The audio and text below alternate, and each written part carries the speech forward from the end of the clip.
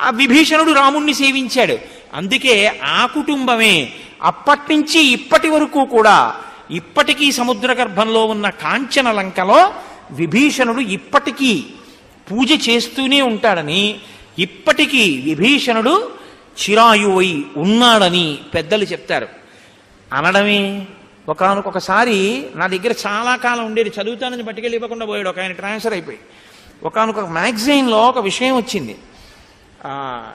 శ్రీరంగం గుళ్ళో ఒక ఆయన పడుకుని రాత్రి నిద్రపోయాడు పొరపాటున. నిద్రపోతే తెల్లవారుజామున చీకట్లో పూజ చేయడానికి వస్తాట విభీషణుడు.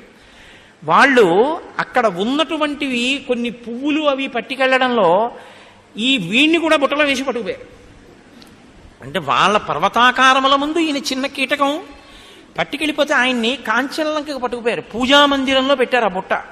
విభీషణుడు రామపాదాలని అర్చన చేస్తున్నాడు. అర్చన చేస్తూ బుట్టలో చెయ్యి పెట్టి తీస్తే ఈయన వచ్చాడు. హడిలిపోయి కాళ్ళ మీద పడి ఆ ఆకారాన్ని చూసి అదిరిపోయి ఏడ్చాడు.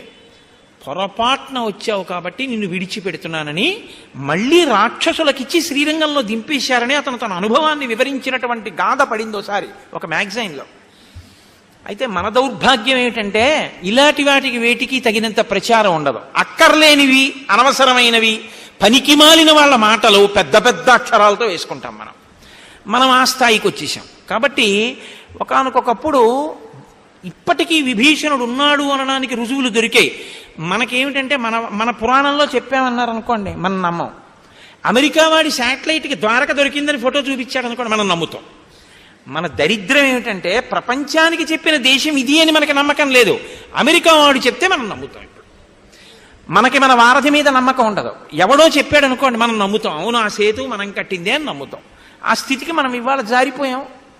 ఈశ్వరుడు మనను అనుగ్రహించి మళ్ళీ పూర్వ సంస్కారం ఇవ్వాలి అని మనం భగవంతుణ్ణి ప్రార్థన చేయవలసి ఉంటుంది.